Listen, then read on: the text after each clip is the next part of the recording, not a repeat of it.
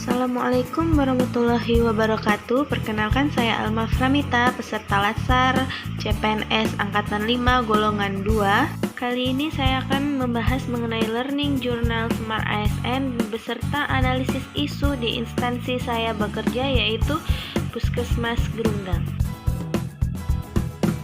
Smart ASN yaitu setiap ASN harus dapat bersikap adaptif terhadap teknologi agar kinerja pelayanan lebih cepat, akurat, dan efisien.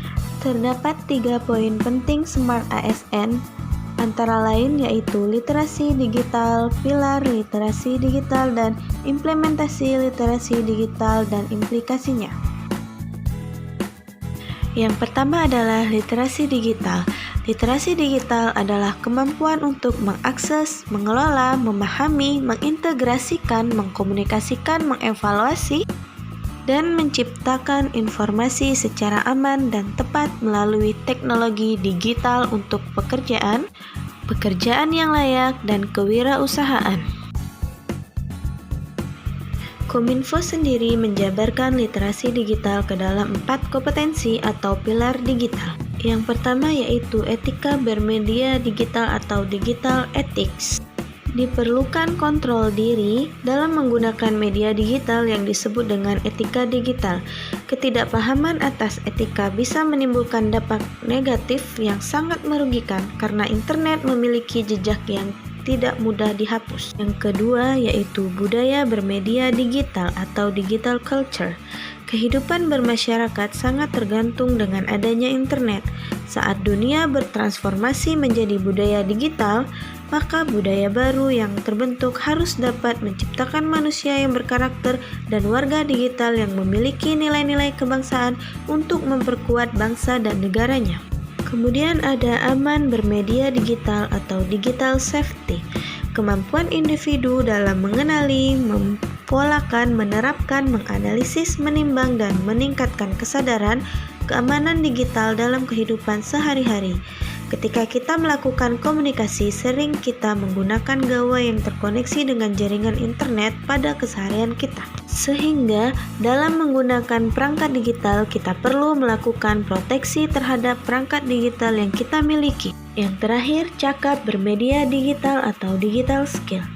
Kecakapan terkait penggunaan perangkat keras dan lunak, mesin pencarian informasi, aplikasi percakapan, media sosial, serta dompet digital, loka pasar, dan transaksi digital. Walaupun terlihat cukup sepele, peningkatan kecakapan mendasar dalam bermedia digital ini dapat memberi pengaruh yang luas di tengah masyarakat. Selanjutnya yaitu implementasi literasi digital dan implikasinya. Fenomena dan permasalahan di dunia digital semakin marak dan semakin canggih. Pembahasan ini dilengkapi pula dengan kondisi terkini di Indonesia serta tips praktis yang membuat kita dapat memaknai lebih jauh keempat pilar tersebut. Pertama, lanskap digital. Lanskap digital meliputi berbagai perangkat keras dan perangkat lunak karena lanskap digital merupakan sebutan kolektif untuk jaringan sosial, surel, situs daring, perangkat seluler, dan lain sebagainya. Mesin pencarian informasi, cara penggunaan dan pemilahan data. Berbagai fasilitas dan aplikasi yang tersedia pada gawai sering kita gunakan untuk mencari informasi, bahkan solusi dari permasalahan kita sehari-hari. Aplikasi percakapan dan media sosial. Kemudian ada aplikasi dompet digital, loka pasar, dan transaksi digital. Sebagai pembeli, kita dimanjakan dengan kemudahan dan kenyamanan, sementara itu sebagai penjual tidak perlu menghabiskan biaya operasional untuk meningkatkan pendapatan penjualan. Selanjutnya yaitu informasi hoax, ujaran kebencian, pornografi, perundungan, dan konten negatif lainnya. Konten negatif muncul karena motivasi pembuatnya yang memiliki kepentingan ekonomi, politik, mencari kambing hitam, dan memecah belah masyarakat. Selanjutnya ada penipuan digital. Modus penipuan digital lebih mengarah pada penipuan yang menimbulkan kerugian secara finansial. Isu yang ditemukan di Puskesmas Grunggang yaitu pertama, kurang optimalnya pemanfaatan kartu stok, kemudian tidak ada penandaan untuk sediaan farmasi, alkes, dan BMHP yang mendekati tanggal kadaluarsa, lalu belum pernah dilakukan survei kepuasan pasien terhadap layanan farmasi di Puskesmas Grunggang.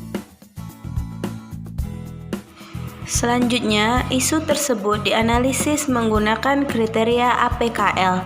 Pada isu pertama itu tidak memenuhi persyaratan, kemudian isu kedua memenuhi persyaratan, dan isu ketiga memenuhi persyaratan. Selanjutnya, dua isu tersebut kita akan analisis menggunakan kriteria USG, di mana pada isu pertama itu hanya mendapatkan 12 poin, sedangkan isu kedua mendapatkan 13 poin, yang artinya peringkat pertama itu terdapat pada isu kedua, belum pernah dilakukan evaluasi mengenai survei kepuasan pasien terhadap layanan farmasi di Puskesmas Grunggang. Kemudian isu tersebut akan kita analisis berdasarkan kriteria Fishbone, di mana jumlah SDM terbatas, metode belum dilakukan survei kepuasan pasien, material belum dibagikan kuesioner kepuasan pasien, milieu yaitu ruangan pelayanan kefarmasian Puskesmas Grunggang, maka didapatlah gambaran mengenai kepuasan pasien terhadap layanan kefarmasian di Puskesmas Grunggang. Demikian Learning Journal mengenai Smart ASN dan analisis isu asisten apoteker di Puskesmas Grunggang. Sekian dan terima kasih. Wassalamualaikum warahmatullahi wabarakatuh.